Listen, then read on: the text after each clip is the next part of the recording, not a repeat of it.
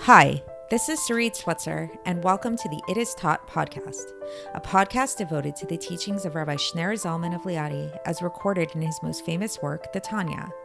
My hope for this show is to make these teachings accessible and relatable to the average person, regardless of prior Jewish education or affiliation.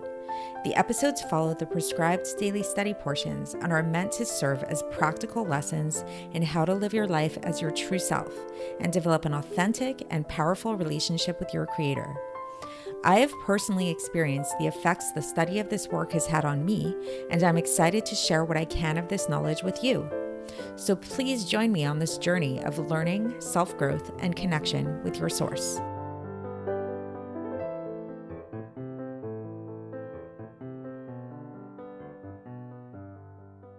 Hi, and welcome to the It Is Taught podcast. This is episode 316 for the 9th of Tishrei in a leap year. For years, I have tried to plant a garden on my fire escape. Most of this time, unfortunately, has been unsuccessful. However, the few times that I have succeeded in planting something, namely, I remember there was one year where I was able to plant some jalapeno peppers. Another time I was able to plant basil. Another time I was able to plant tomatoes. It was really such an amazing feeling. It was so cool. It was like, here I am, I'm putting this stuff into the ground and I'm making food for myself. I'm producing food out of the earth. So unfortunately, I don't know if it's because of the placement of my fire escape. Maybe I don't get enough sun. Maybe the weather's not quite right. Or more likely, I probably just don't really know what I'm doing. Unfortunately, most of my attempts at gardening on my fire escape have not been very good. However, maybe some of you listeners are a little bit more adept at gardening. Maybe you've been involved with gardening, and gardening is a whole skill. It's something that people really love. They find it really meditative, and they find it really wondrous at the same time. I know my grandfather, my maternal grandfather, who this podcast is actually dedicated to, he loved gardening. He had a whole garden in his backyard where he would grow all kinds of different things that he would feed to his family.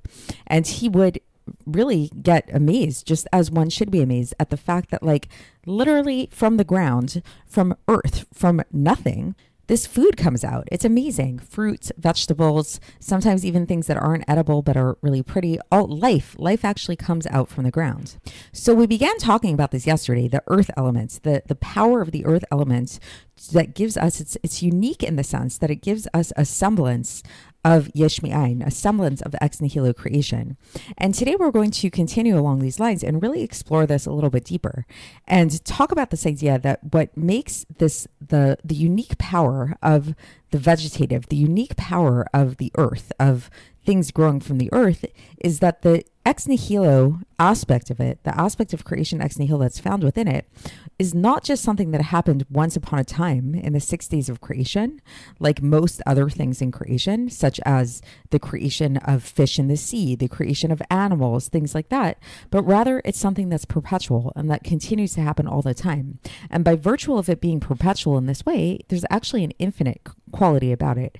It gives us a sense of the infinite God. So just a very simple understanding of this is when you look at various, like, fish in the sea, animals on the land, things like that. Sure, there are constantly new fish being born. You know, the fish reproduce like everything else. Animals reproduce as well. However, there's a limit to this. It's like, you know, there can only be new fish in comparison to the other fish that were born. And there's not like new species of fish that are born. We're working with the same fish pool, right? The same gene pool. With plants and the vegetative life, it's a little bit different because, first of all, like, in order for fish to be born or animals to be born, there needs to be some kind of reproductive process that happens. Different animals, different fish have different things. I am far from an expert in these things, but each one, there's a science to it, you know, just like how humans reproduce. One being comes about from the other, and there's a very strong semblance between one and the other. So it's like, let's say if you have like puppies, right? If you have little puppies, the puppies look very similar to the dog that it's coming from, right? So, but when we look at plant life, it's very, very different than that. First of all, there are plants that come about without any kind of reproduction in that kind of sense at all, where it's like there's not even a need for anybody to plant a seed, and they're just different kinds of weeds and different kinds of grass and things like that that come spontaneously out of the ground. They literally just spontaneously emerge out of the ground. And even in the case of us planting those seeds, when we plant those seeds, the emerging result of that really bears no comparison to the seed itself, right? It's like when you look at an apple tree and then you look at the seed of an apple tree, it's like, what's the connection, right? It's like very, very different. So there's obviously something very different and much more profound and much more indicative of this ex nihilo type of creation that's found in the earth. And we began talking about this already, this idea that the reason why it's specifically within the earth that we find this tremendous power of this semblance of ex nihilo creation is specifically because the earth is so low, specifically because it is the lowest element in all of creation. Because as we spoke about yesterday, it's like, and a few episodes before that as well, the higher something's source, the lower it falls. The feet of Adam Kadmon seep down, which is the source of all of creation, seep down all the way down into our world. So let's get into the text and see how the Alter Rebbe explains all of this. And we are still in the middle of Epistle 20 of Iggeres HaKodesh, this very profound and deep and Kabbalistic epistle. And we're slowly but surely nearing towards the end of this epistle. So here we go. So the Alter Rebbe begins today, and he brings a citation, a teaching from Sefer Gilgulim, from the book on reincarnation that's written by the Arizal. As was already mentioned in Likutei Amarim, in the Tanya, in the first part of Tanya, in chapter 20 of the Tanya, there's this teaching that this ray, this radiance of the Kav that we've been talking about, the Kav of the Ein Sof, which is, again, the source of all of creation, the source of all the limitations that make creation possible, the radiance of this Kav of the infinite light initially gets vested within the light of Atzilus within Asiya. So not to get too caught up in the weeds of Kabbalistic terminology today, but just in brief.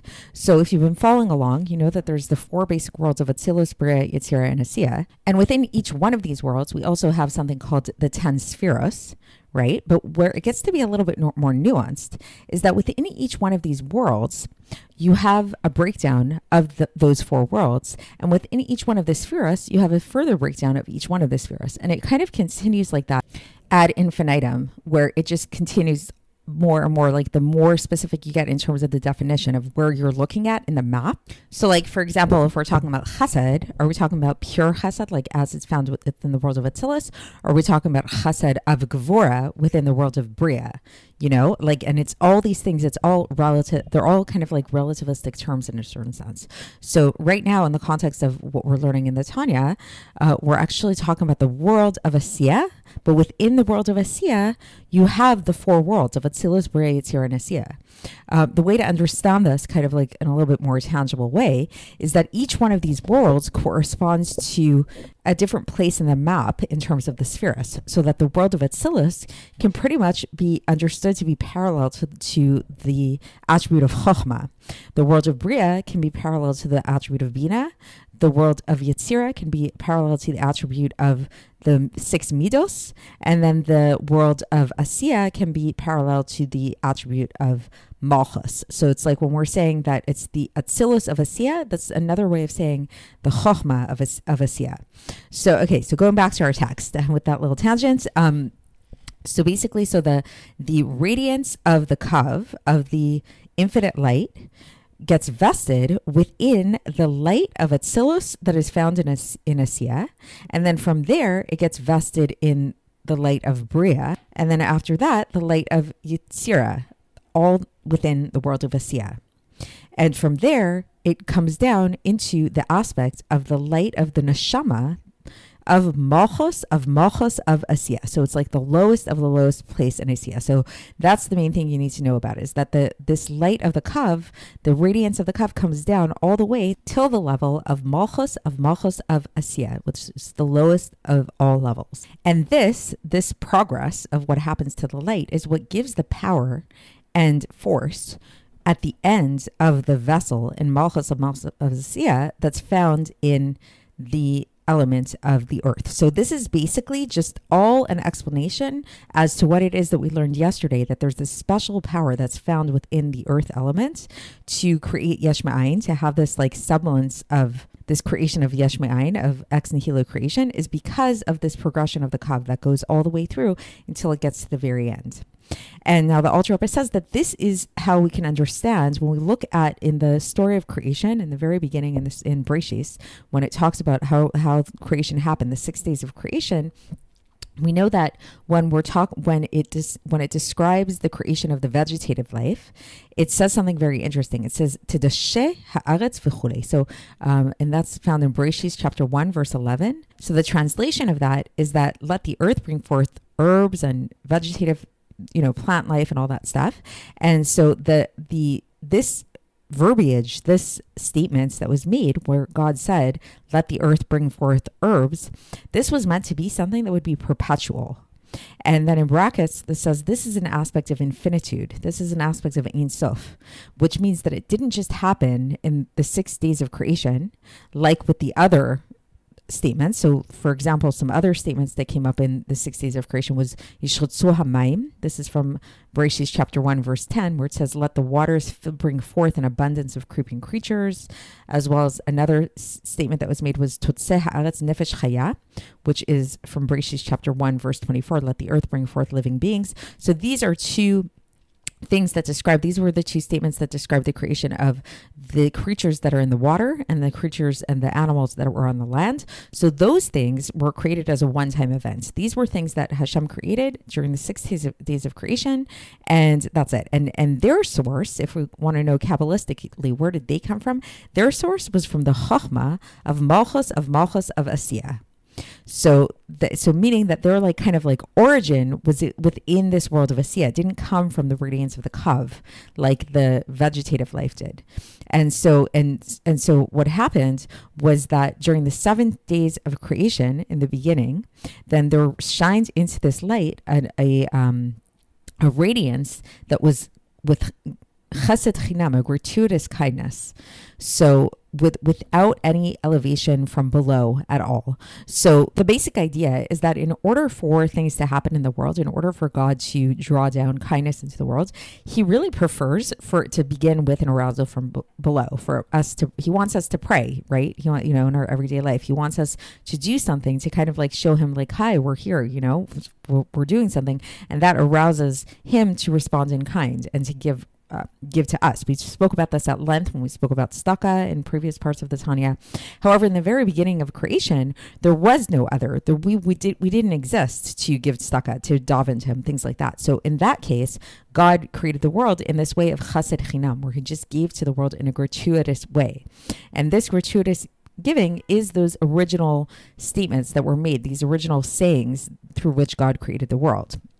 However, what was different about the creation of plant life versus the creation of everything else is that everything else was created as a one-time event. When God created the reptiles in the sea, when God created the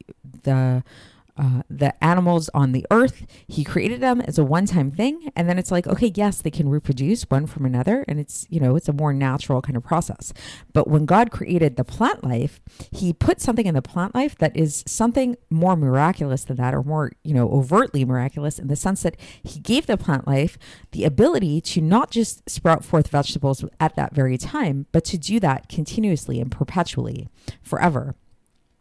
And this is something that happens constantly, year by year, says the Alter Rebbe. And this is an aspect of infinitude. And when we say infinitude, we really mean infinitude. We mean to the point that even if for the world were to exist for myriads upon myriads of years, then then this would still happen. There'd still be this sprouting thing. So, different creatures can become extinct. Plant life doesn't get extinct in the same way, as far as I know. Okay, so now the Alter Rebbe goes on and he says that truly there are some types of vegetative life, some types of plants that need this like elevation from below, need this mein nukvin, the feminine waters, meaning to say that like we need to do something. We need to plant seeds in the ground. So meaning they don't just come about and arise spontaneously. There is a human effort there. We need to actually plant those seeds in the ground. So a person might say, so we're doing something. So it's not ex nihilo. There's an active participant of a human. So we're actually, it's the human that's doing something. And so it's something from something, that the seed is producing that something. Nevertheless, says the Alter Rebbe, no, even this is like yesh ma'ayin, because the seed that we plant in the ground, it has nothing to do. There's no estimation. There's no comparison to the fruit that results from it, or to the tree that results from it. Like, again, like I said, like an apple tree, you put an apple seed in the ground. Like, does that look anything like an apple? Does that look anything like an apple tree at all? Does it look anything like the branches of the tree or like the leaves of the tree? Not at all, right? And this is all kinds of different, it's the same thing with many different types of species of seeds and vegetables and all kinds of different grains.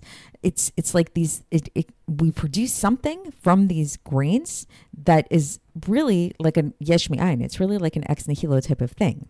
And not only is it like, let's say if you put like a corn kernel in the ground and then it produces corn. So you can say like, oh, it's sort of, this corn kind of looks like a seed a little bit, maybe not really, but a little bit. But then you look at the stalk, you look at the leaves coming out of it, and it has nothing to do. Like, how did this come about from that little seed?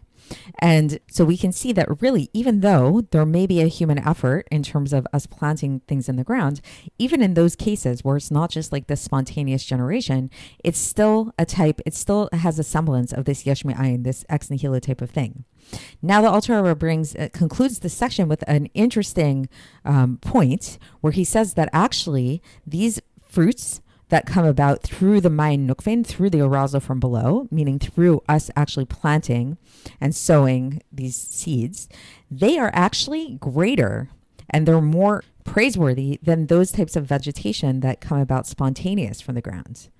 And from this, we can understand the concept of drawing down the superior lights in the world of Atzilus, Bria, Yetzirah, and Asiya, which is the whole point of the creation of man, as will be explained elsewhere. So meaning to say, so that last little point there is basically telling us that, like, at first a person might think that, like, okay, yes, when we plant seeds in the ground, that's also kind of like yesh me'ayin, but a true yesh me'ayin type of thing, a more clear representation of yesh me'ayin is when we have these plants that spontaneously come about, that are spontaneously generated from the ground. And the Alter Rebbe says, no, in fact, there's something superior to us planting things in the ground. Why? Because really, ultimately, this is the whole purpose of man, is we're supposed to put in the work. We're supposed to do something. God wants us to do something, to be like co-creators, to have a participatory part in creation and not to just kind of like sit back passively. So that's the end of the section. And so just like as a concluding note, this reminds me actually of something that I remember learning in Shar Bitachon, which is a section of a wider work called Chovas HaLevavos by Rabbeinu Bechai, which I've recommended on the podcast before. It's all about how to practice and develop your trust in God. And there's a whole section in there actually about the gardening and about this idea that when you plant a seed in the ground, it produces this illusion. It's like sort of like we see this like causality there, that I planted an apple seed in the ground. Like, when I had that fire escape garden briefly, what did I do? I bought specific seeds for jalapeno peppers, for basil, for tomatoes, whatever it is. And I put them in the ground with the expectation that the seed was going to produce these different types of vegetables. But the truth is, that's not actually what happens. What happens there is that the seed is there to stimulate the growth within the ground, and the seed actually disintegrates within the ground, and then the actual vegetable, the actual plant, comes about from nothingness in the ground itself. So it's not the seed that produces the fruit or the plant. It's actually the power of the vegetative force, the power of growth that's found within the ground itself.